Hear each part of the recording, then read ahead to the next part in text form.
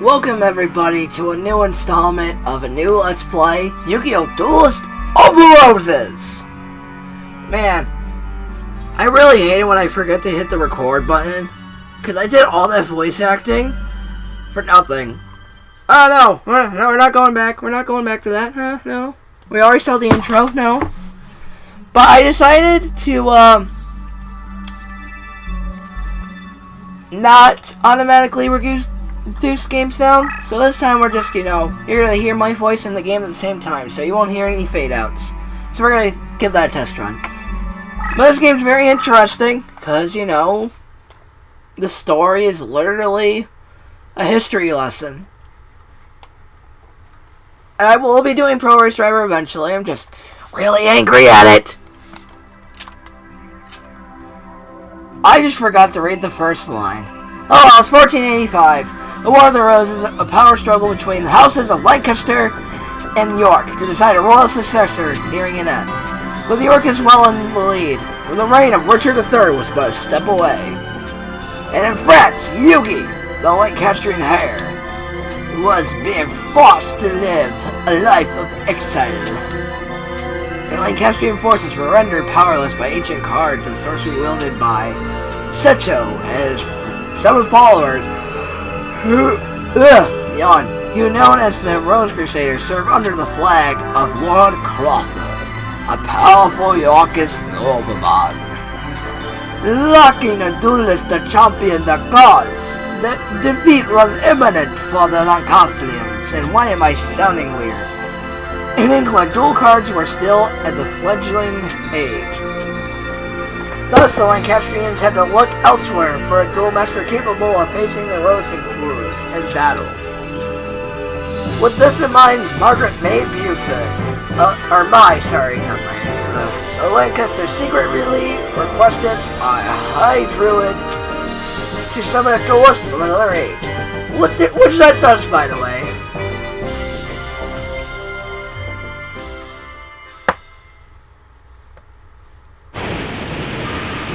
Whoa, thunderbolts and lightning, very, very frightening. Galileo! Okay. Whoa! Summoned by the mystic circle of red and white roses, the one capable of harnessing pure power. There was truth to the legend of Rose Duelist. Lady Margaret, I did it! And now we have the means for defeating the evil forces of Rosencrews. And then there's awkward silence. Oh, my apologies in my excitement. I'd forgotten I was the president of the Rose Duelist. After me, allow me to introduce myself. I am Simon McMorrin, High Druid and Servant of Lancaster. May I be so bold to ask the name by which the Rose Duelist would like me know? Alright, so Konami wanted, decided how we put our name is what the deck we're going to get. Now, here's a name I decided to put on for, little giggles, because he's my favorite Undertale character, Sans. We actually get a good deck for, putting this name down. Sans? Okay. Sans, a fun name indeed. Now, here's the situation. Here is 1485, which I said in the little, flashback, whatever that thing was. You are currently in Stonehenge, near England. The British Empire is in turmoil, with the House of Lancasters, their rightful claim to the throne being challenged by the Yorkist usurpers. The power struggle is referred to as the Wars of the Roses, a name based on the badges used by both sides. A red rose for the Lancastrians and a white rose for the Yorkists, which that was already explained. Right now, our kingdom is threatened by the Yorkists and their wrongful claim to the throne. All because the Yorkists enjoy the support of the Rose Crusaders and their sorcerers, white rose cards. Using our red rose cards, we summoned you, Sans, to this day and age. Yeah, I was in the middle of dueling someone and you wow, how dare you. I could have won that! We hope that your dueling experience would defeat the Rose Crusaders and lead us to victory! You will help us? Pretty pleased with a cherry on top? Of course you will. Foolish of me to even doubt where your loyalties lie. Wink. Rumor has it that only the legendary Rose Dawn stands a chance against the power of Rose and Cruz. We appreciate any help you can provide us against them. Now this is the part where he explains that dueling here is much different than it was in modern times, which I'm just going to skip this little part because I'm just going to, show you how this works.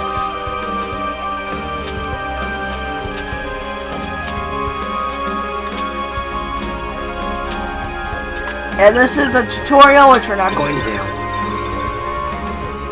First, since you must select a deck to duel with. It is important that you feel the vibrations of a deck leader. The minute resonations that ring true to your soul. No, this guy thinks he's Bob Ross or something. The cards themselves draw their power from the energies of the Ancient Ones. The deck leader acts as an intermediate between the Ancient Ones and the deck wielder. Since it is essentially you select a card leader whose rhythm matches the steerings of your soul. Here are several decks to choose from. Give it some serious thought and make your selection. Choose carefully, for the deck you select will guide the destiny of your duels. Alright, here we go. We got some really good starters right here. Fairy King Truesdale. I believe Scope used... Wait, did Scope use this deck? Or was it... Was it someone else? Was it Tech King or Scope? I don't remember. I need to watch the LP again. But since one of them used this deck, I'm not going to use it. Partition of Darkness, really good deck actually. I remember using this deck a lot. Dark monsters have really good fusion support, so... And our main races are Zombie, Fiend, Warrior, and Plant type. But you could have other types in the deck, but that's what you're mainly going to get. And Twin-Headed Behemoth. I think this deck was pretty good, but I'm not sure yet. So, since I know this deck real well, we're going to go with this one. Ah, I see you've selected your deck. About time. So that's the effect of the Celtic Rose cards. It looks like there's some truth to the rumor that red rose cards are capable of time transformation. Who's there? It's been some time since the Battle of Barnet on Rose and Cruz! What brings you here? Only a member of the Rose Crusaders may call me by that name. If you may recall, I told you once before that you may only address me as Seto Kaiba, founder and owner of Kaiba Corp and the Blue-Eyed White Dragon. Or does memory fail you, old man? And you must be the dreaded illusionist. I must admit, there's a certain aura of power emanating from you. I believe an introduction is in order. I am Seto, as I said, founder and owner of Kaiba Corp and Blue-Eyed White Dragon. There are members of our little group who prefer to call me by the name of C. Rose and Cruz. I ask you again, what brings you here, Seto? Mind your manners, old man. What else would bring me here? I come for the red row cars. Bring it to me. Give it to me. Put it in it, give me your money. Okay. After all, it was you that showed me how the summoning capabilities would evolve when the red rose cards are combined with the transport powers of white rose cards. You aren't thinking of attempting the forbidden rose summoning? If so, then the red rose cards must never fall into your evil hands. Card sorcery taps into the powers of the Ancient Ones by their very nature. Each card is a double-edged sword that can cut both ways. The rose cards alone harness tremendous power. There's no telling what horrors might unleash the world by combining both red and white. I will sacrifice my own life, if need to be, to prevent any from uttering the spell of doom. Spell of doom? Fool! The 16 red and white rose cards grant power over all! True legend has twisted the true meaning of these cards. Hopefully we're still recording. Thank God we're still recording. Oh God. Okay. We, Rose Crusaders, have sworn to create a utopia free from the ravages of war. We intend to accomplish this with the power of the gods. And we shall do so by extending the rule of Richard III throughout the known world.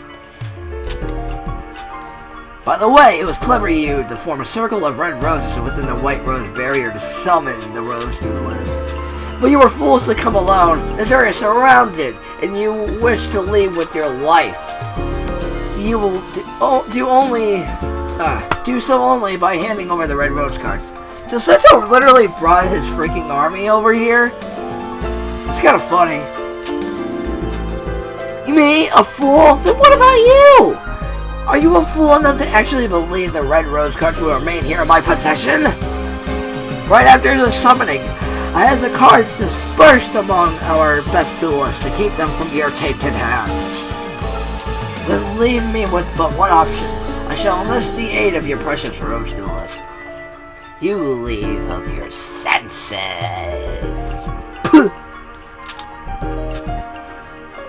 Did you speak too soon, old man? Heed my words, duelist. If you wish to return to your proper time period, you will require 16 of the red and white roses. I will give you a whole bouquet, buddy. You know the spell? Since you need the 16 rose cards just as much as we do, I propose a partnership. Help us gather the cards and I shall guarantee your return after we've achieved our ultimate goal. So, if we do what Seto says, he returns us to whatever we were doing in the modern time. Probably winning a championship or something. An absurd proposal. Do you think that Honorable Sense would even lend an ear to your ridiculous proposal? Can you be so sure, old man? Let me see. You have 8 red rose cards, and my side has 8 white rose cards. As the numbers are even, simple arithmetic indicates that you can side with either of us. But I'm sure you'll take into account who's winning this war. So basically he's like, oh man, red roses, it's clear that we're winning, so you should come with us because we're already winning in the first place. Okay, to summon you in the first place. I think it's quite clear the side is better positioned to send you home. Sans, heed not the words of this power-hungry lunatic. This is the part where Simon just has no idea what to say. Simon, what's the resort today calling I hurt? I'll tell you what, why don't we leave the decision to our dear duelist? After all, Simon, the duelist's future is not for us to decide now, is it? Well, yes, but splendid! In keeping with the tradition of the old temple gardens, I offer you a choice, duelist. Here are 2 roses. The white represents me, and the red for old Simon here. Pats him on the shoulder. For the sake of justice, choose a red rose. Stand by my side. Choose a white rose. You can have my blue eyes white dragon, and you can go home. You can go. Alright, here we go. So I'll return home guaranteed if I do what Seto wants. Or I, let the French win the war and probably alter time. Let's alter time because the Yorkist ending is a lot better, so we're saying that for last. How disappointing. Oh well, you made your choice, and I respect that. For now, I will guarantee your safe passage until you've met with Yugi. After all, I don't want our little again to end too quickly. That wouldn't be sporting. Aw man, look who's being a good sport. I look forward to the day we meet again, Rose Duelist. Until then. Okay. We're 14 minutes in already, and we got more dialogue coming up. So we're probably gonna do a next episode. Right after we discuss our plan with Yugi here. Wow, the gang's all here. Yugi, McMoran, Shoddy, Grandpa Yugi, and Joey. Man, this is gonna be a great day. A great war, guys. Since I present Prince Yugi. Ba-ba-ba-ba! Last Prince of Lancaster, a true Welshman, in the hope of we who call ourselves Celts. My lord, may I present Sans the Rose Duelist. You serve us well, Simon. My mother was wise in summoning you from Scotland. You honor me, sire? Duelist, I am Yugi. Actually, I'm Henry Tudor is my name, but I find it tiresome. You may call me Yugi, though. I'm sure Simon explained our situation, but it's only right that I request your services myself. I need to return to England and put an end to the threat of the Rose Crusaders. Their white rose cards form a barrier that prevents my armies from setting foot on British soil. Although we Celts have the red rose cards, we are but inheritors who are unable to wield their full power. In hopes of reversing our... Yeah, I said that right, okay. Our fortunes, we gambled on the druid legend that spoke of the Rose Duelist. According to the same legend, one must use a deck whose cost is lower than your opponent's. Yes, which I'll tell you that later, so if we're going to keep talking about deck cost, then we'll skip that part. Okay, I would like you to note that our resources have been pressed to the limit, requiring us to invade England by August.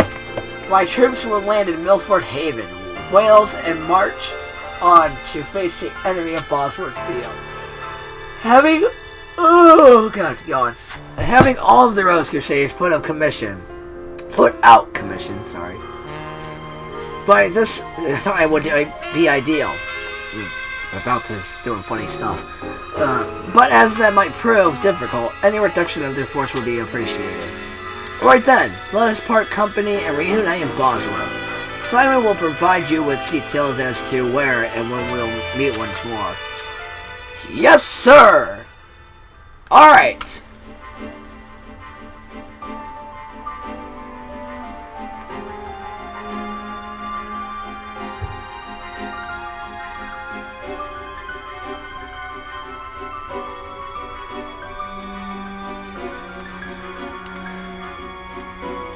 Alright, we got 2 duelists to face in the next episode. Buglord, Weevil Underwood, and Dino Breath, Rex Raptor. See you later!